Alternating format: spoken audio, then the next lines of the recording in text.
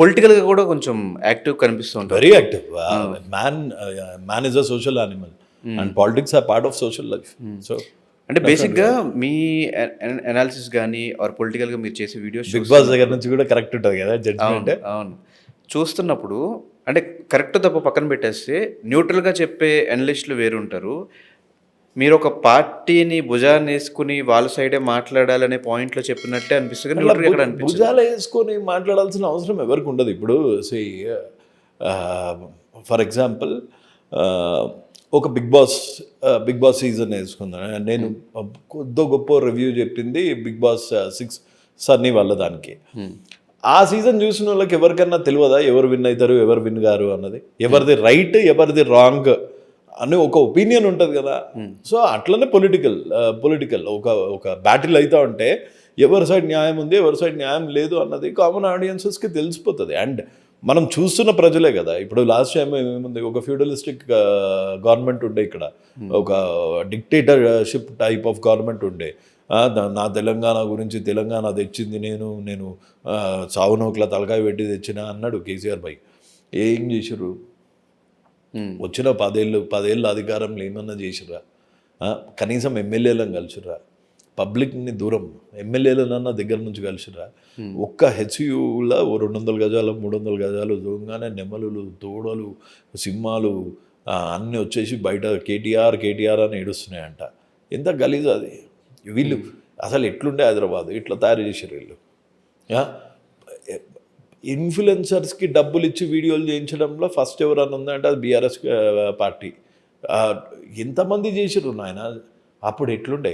పోనీ మా తెలంగాణ వాళ్ళు చేసిర్రు ఏమన్నా ఆ వీడియోలు అంటే అరే చూస్తుంటే కనీసం.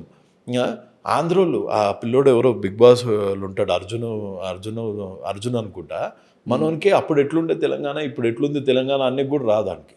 ఆడేమంటాడు అప్పుడు ఎలాగుండింది హైదరాబాద్ ఇప్పుడు ఎలాగుంది హైదరాబాద్ అంట. అరే కొంచెం మన జీకి సిగ్గుండాలి కదా రవి. పైసలు ఇచ్చిర్రు అని అంత ఘోరంగా అది భుజాన్ని వేసుకొని క్యాన్వాసింగ్ చేయడం. అప్పుడు ఎట్లుండే డాలస్ చేస్తామన్నారు, బర్సాత్ బచ్చనీకి ఒక 2 వర్షాలు పడ్డాయంటే హైదరాబాద్ ఏంది, గచ్చిబౌలి ఏంది, మాదాపూర్ ఏంది. అయితే క్లియర్గా మీ వీడియోస్ చూస్తే మాట్లాడటం చూస్తే కాంగ్రెస్కి ఇక్కడ సపోర్ట్. నేను నాకు అనిపించిన రియాలిటీ చెప్పిన. చిన్న పిల్లలు డ్రైనేజ్లో పడిపోలే, డాలస్లో పడిపోతారా కేటీఆర్ సార్? మరి పెద్ద మాటలు ఎందుకు చెప్తున్నావు? జీడిపి పెంచినవా? నువ్వు తెచ్చిన కొత్త కంపెనీ ఏంది? ప్రతి ఒక్క కంపెనీ మీ జగాల దగ్గరకు వచ్చేందుకు ఆగిపోతాయి. ఐకియా ఎంత పెద్ద స్కామ్. ప్రతి ఫ్లైఓవర్ ఐకియా దగ్గరనే ఎందుకు దిగుతుంది అంటే ఆ ఐకియాలో పోయి షాపింగ్ చేయనోడు హైదరాబాద్లో ఉండక్కర్లేదా? ప్రతిది వచ్చి ఐకియా జంక్షన్ దగ్గర ఎందుకు వస్తుంది? ఆ ల్యాండ్ ఎంతకి ఇచ్చిర్రు? తెలంగాణ అమరవీరులకు ఎంతకి ఇచ్చారు? ఎంతమందిని గెలిపించుకోర్రు వాళ్ళ కుటుంబాల నుంచి? వాళ్ళకి కనీసం ఇక్కడ 500 గజాలని ఇచ్చిర్రా?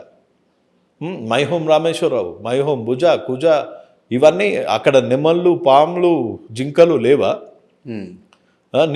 నియోపాలిస్ ఆడ కొండలు లేవా?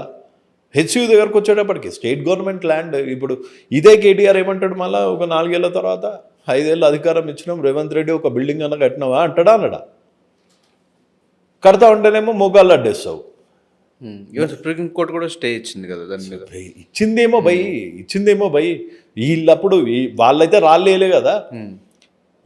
యాదగిరిగుట్ట కమర్షియలైజ్ చేసి పేదోడు ఎక్కడన్నా 100 గజాలు ల్యాండ్ కొనుక్కునేటట్టు ఉందా హైదరాబాద్ ఇప్పుడు?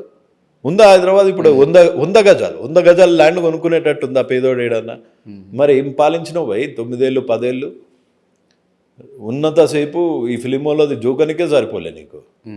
కానీ ప్రతి గవర్నమెంట్లో మిస్టేక్స్ ఉంటాయి కదా. ఇప్పుడు రేవంత్ రెడ్డి గారు వచ్చిన తర్వాత అక్కడ ఇది సైద్ధాంతిక తప్పిదాలు ఉన్నాయి బీఆర్ఎస్ పార్టీలో. నువ్వు టీఆర్ఎస్ అని పెట్టి తెలంగాణ రాష్ట్ర సమితి అని పెట్టి కాదు తూచుని మాది భారత రాష్ట్ర సమితి అని పెట్టి చంద్రబాబు నాయుడు గారిని అరెస్ట్ చేసినప్పుడు ఇక్కడ ప్రొటెస్ట్ చేస్తే పోయి ఆంధ్రాలో చేసుకో అన్న అహంకారివి. నువ్వు మరి ఏం బీకనికి పోయినావు మహారాష్ట్ర, అది కూడా 600 కార్లు తీసుకొని ఏం బీకనికి పెట్టుకున్నావు భారత రాష్ట్ర సమితి అని? పాయింటా కాదా? సో నాకు అనిపించినది చెప్పిన. చిన్న చిన్న పిల్లలు డ్రైనేజ్లో పడిపోయారు, కుక్కల పిల్లలు చనిపోయారు. నువ్వు డాలాసు గిలాసు అని పెద్ద పెద్ద మాటలు మాట్లాడతావు. దట్స్ నాట్, అది లొటపీస్ ఇంగ్లీష్ తప్ప పబ్లిక్కి దానివల్ల వచ్చిన ఫేవర్ లేదు. ఈ కేబుల్ బ్రిడ్జులు చూసి 90% మీ ఆంధ్రాయిడ్స్కి తెలియదు అసలు యాక్చువల్గా. నేను నిన్న ఒక్క క్వశ్చన్ అడుగుతా డైరెక్ట్ ఆన్ ఫేస్. మెట్రో తెచ్చింది ఎవరు? కేసీఆర్ గవర్నమెంట్లో ఉన్నప్పుడు వచ్చిందని తెలుసు. మిగతా తెలియదు. కేసీఆర్ గవర్నమెంటా? కేసీఆర్ అప్పటికి ఎమ్మెల్యే కూడా కాదు, ఎందుకంటే ఆయన ఎంపీ అప్పుడు. సూదిని జైపాల్ రెడ్డి గారు కాంగ్రెస్ ఎంపీ, పట్టణాభివృద్ధి దాని మినిస్టర్ ఉండే సెంట్రల్లో. ఆయన తెచ్చిర్రు, రేవంత్ రెడ్డి సార్ వల్ల మామ, ఆయన ఇప్పించిండు. ఎన్నో మెట్రోస్ని కాదని హైదరాబాద్కి ఇచ్చిండు మెట్రో. దాన్ని డిలే చేసింది ఎవరు? ఎంఐఎంకి భయపడి దాన్ని 1,00,000 చేంజ్ చేసింది ఎవరు? 2011లోనో 12లోనో అప్రూవ్ అయిన మెట్రో ప్రాక్టికల్కి వచ్చేటప్పటికి ఎంత అయింది? 2020 కాలే. ఎవరి వల్ల అయింది? So KCR has nothing to do with ఇది. శంషాబాద్ ఎయిర్పోర్ట్ కట్టింది ఎవరు? హైటెక్ సిటీ కట్టింది ఎవరు? గచ్చిబౌలి డెవలప్ చేసింది ఎవరు? సైబరాబాద్ డెవలప్ చేసింది ఎవరు?